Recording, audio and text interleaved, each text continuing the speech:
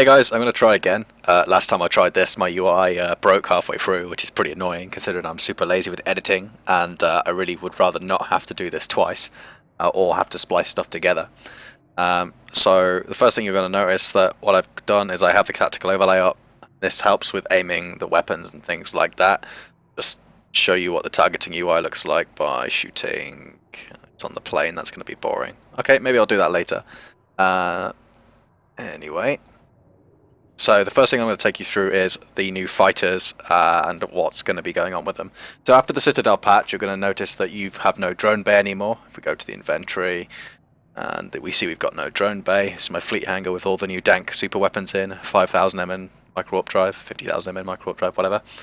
And a fighter bay. Now you got no drone bay, so after the patch your fighters will be moved to your cargo, which means you may well be overloaded when you log in and you will not be able to warp. So you're going to want to fix that out. Fix that pretty fucking quickly. So these are the launch tubes for the fighter bay, and if you click this button here, it's out of the way. You can see this is you've got the same stuff here, but there's nothing in these fighters, so you can't see anything. There's nothing in the fighter tubes. There's several types of fighter. In this one I don't have any of the E-War ones, which would be like webbing fighters or something like that. That's a support fighter. There's two types of light fighters though. One is an Interceptor Fighter, which is designed to go and shoot other fighters, and the other is the normal light fighter that we have already, so Einherjes, Templars, Furbolgs, and Dragonflies, which is just your standard fighters that you see on TQ already. They're pretty good at shooting other ships, but you wouldn't want to shoot a fighter squadron with them. They do have penalties if you try and shoot something that they're not supposed to shoot, especially with the Interceptor Fighters, which will only do 10% of their normal damage when shooting non-fighters. So I'm just going to load like one of each type in and leave one. In fact, I'll put another squad of Einherjes in as well.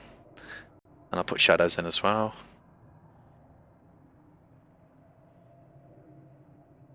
So while that's finishing up, the UI is pretty normal. You can toggle between the fighter UI and your normal UI. If you have a big enough screen to do it and you're not playing EVE on a toaster and maybe you want to see both at the same time, then you just click this button at the top here and that will pop it out, so that you can move it around, put this wherever you want. I have had problems moving it around lately. It seems to bug sometimes. I've not really found out like a way to get around that yet, so I'll just hope it doesn't bug this time. There is no way to launch at the moment. There's no way to launch all these fighters like individually. So if I want to launch this one squad individually, I have to right-click and launch, or I can right-click and unload from the launch tube. But there is no button that I can press to get them out into space. I can launch them all at once using this button. And this launches all fighters, and they pop out. And then this button pulls all fighters back in again, regardless of whether you have them selected or not. These little rings around the actual fighter UI is pretty important as well, because that lets you know which ones you're actually controlling when you press your function keys. So if I deselect those three, just have this selected, if I launch them all, it's going to reselect them again. So I'll just drop these out. So I'm no longer controlling these, and now if I press F1, it's going to activate the pulse cannon, which obviously it's not because I don't actually have anything targeted. Let's try this. There we go. So now my shadows are going to be shooting the avatar. Now this button is the like torpedo weapon for the shadow fighter bombers, but that's not been implemented yet, so it doesn't actually do anything currently. If I want to stop them shooting, I just turn the module off, the same as you would a module on your normal UI. So these things are pretty cool. They can do some pretty interesting things. This one is a turfing, so I'll just show you what the MJD is like and the targeting UI for that. Now I've burned my nicks down off the plane here so that it's a little more clear what I'm doing, and it's a little more interesting for you guys to kind of get the hang of. I don't know why that is down there. Oh well, whatever. Anyway, let's do this MJD. So this little dot here at the top of the kind of spike helps me aim. So if I go here, that's how far away it is on a lateral plane, and then scroll down. So the Nix is about 120k away, and I should have aimed that pretty well. Let's lock the Nix up and drop the lock on the avatar. Okay, so this little fighter is now MJD'd all the way down there, and he's ready to go shoot.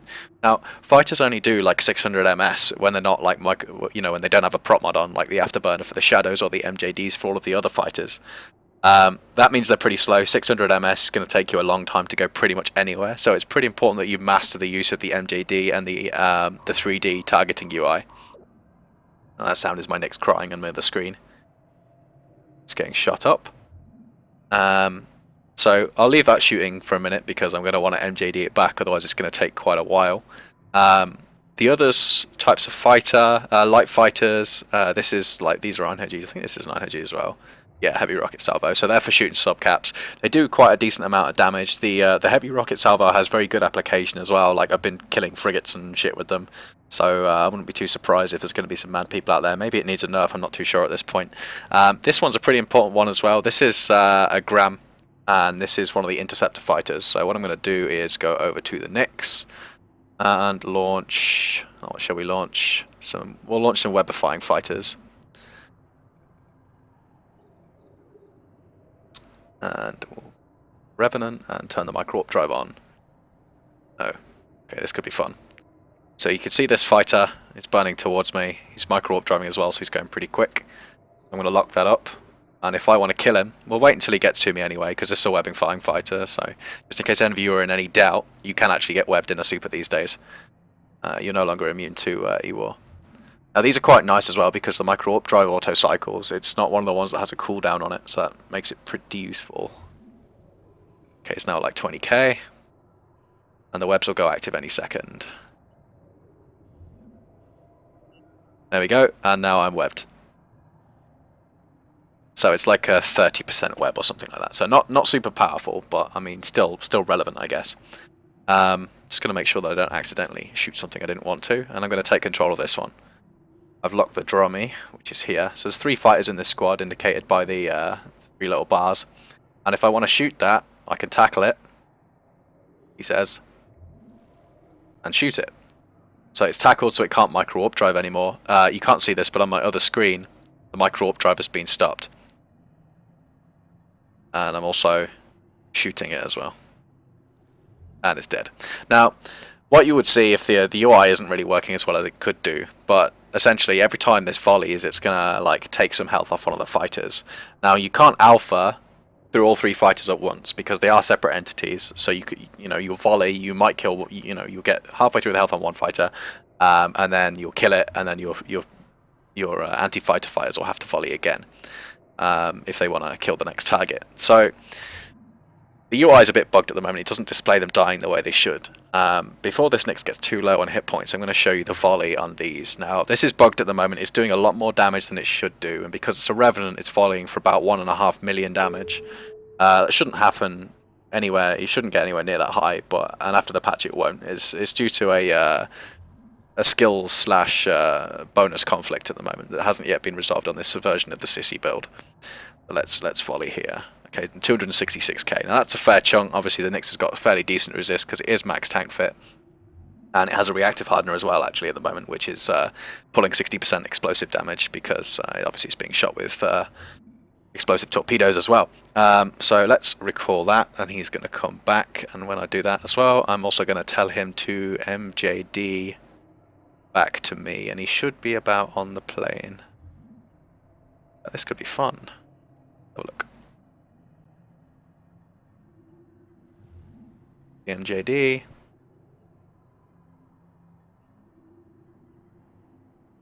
This could go horribly wrong. Yeah, it's not going to be too bad. Here he is. And now he's going to come back to me. Yeah, 20k, that's not too bad. Better than burning 100k anyway, right? Well, yeah, that's the fighter UI. I'm going to show you the DDs as well while I'm at it. Here's the Titan. Very nice, right? So there's 3 kinds of DD at the moment that are currently working on the test server. The oscillator thingy that is the GTFO weapon doesn't work. So that's the one that like teleports ships off. The Pike DD, however, and the Cone DD are both working. Not quite as intended though. The Cone DD has a 30-kilometer range, and it's a cone, like a traffic cone shape, extending from your ship. Problem is, a dev pressed some more buttons than he should have done, and now it goes like 200 kilometers, which means if I was to go sit on the station on fire, I'd probably kill everyone and make them all mad. So the cone and the pike, I'll show you those two DDs. The sickle doesn't yet work. It just does, if you fit the module, it just does the same as the pike DD and just goes stationary. So we're going to be DDing the Nyx again. So the same as before, click the button, go out to the dot on the tactical overlay, and then scroll down until you're aiming at the target. There's a bug at the moment that means if I click the if I actually click on the bracket, it doesn't fire. So you need to kind of like pull it back away from the bracket and then click, he says. Okay, we'll go over here. There we go. So now, there we go, and it's going to go straight into that Nyx. Now, this could be fun. I could end up DDing the Revenant. Hope my hardeners are on. Yeah, okay, so it's missed the Revenant, and it's firing a cone of damage, and that'll have a 30k range. Obviously, at the moment, it's hitting at 107k, which is a bit dumb, but I mean, that's going to happen, I suppose, when it's an early version of the patch. I should have probably mentioned earlier that when you're looking at the fighter UI here, you can obviously pull these, etc., from space, but you can't. Once you've got them in here, it's fine. But if you wanted to load them from like your fleet hangar or another ship or whatever into your fighter bay, you can't do that with a weapons timer. So you need to wait your de-aggression for 60 seconds. However, you can play around with them while they're in your fighter bay. So once they're in your fighter bay, you can load them in and out of tubes as you wish.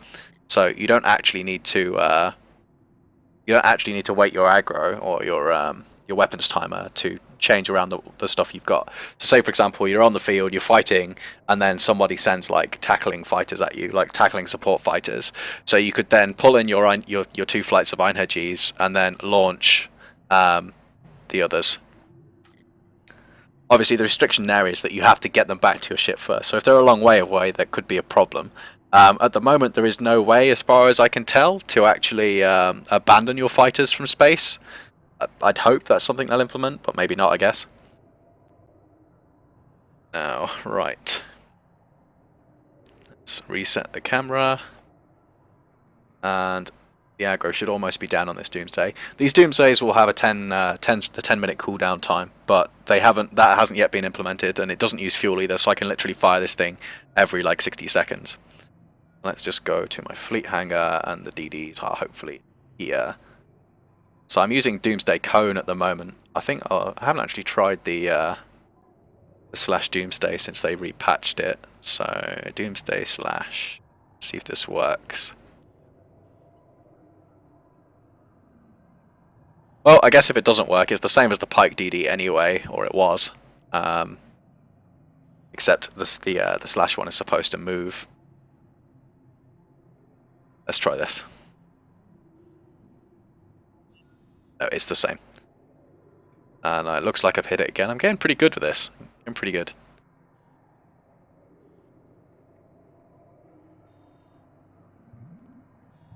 Yeah, it's roasting my Nyx. GG.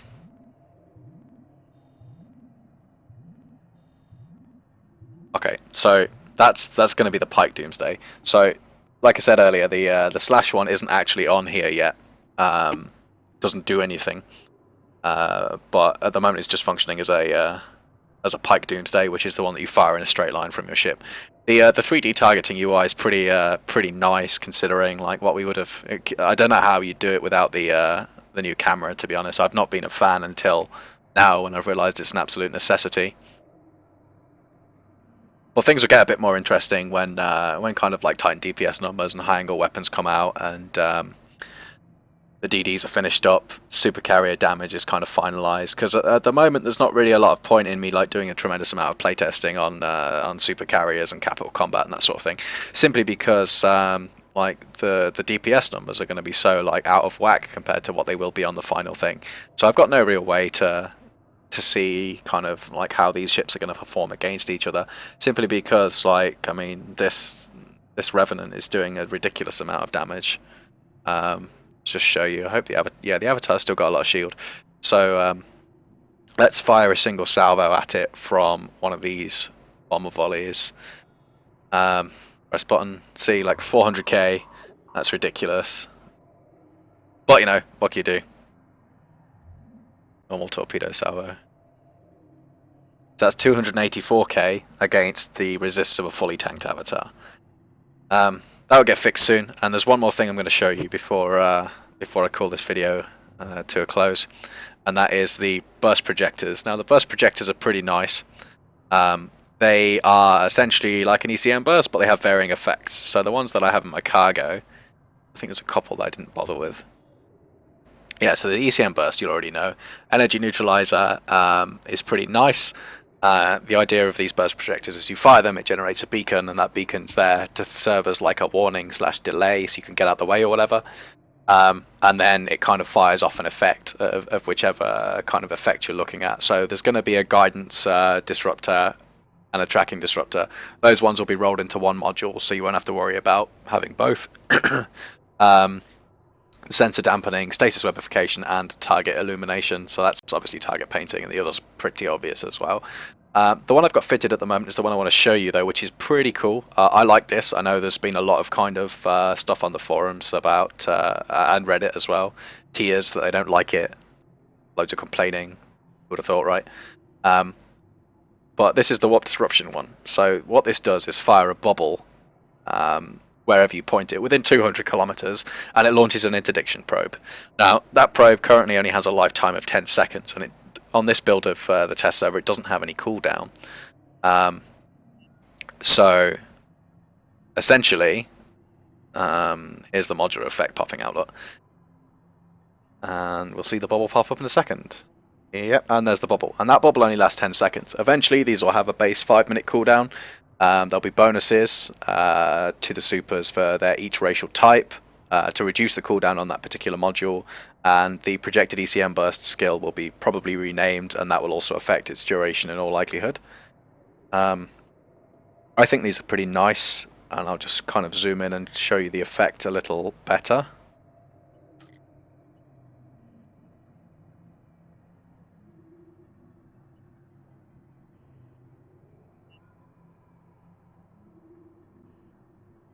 Pretty dank, right? It fires the bubble.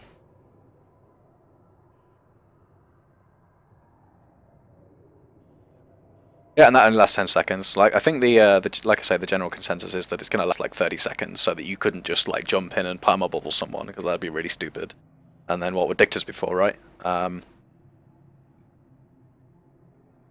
But we'll see how that goes. I hope this was helpful for you. A lot of people have been jumping on the test server and have had no idea how to like manage or launch the new fighters. There are still a few bugs. The numbers aren't right, but people are getting the gist of it and practicing with the doomsdays and that sort of thing, as you'd expect when you give everyone free titans.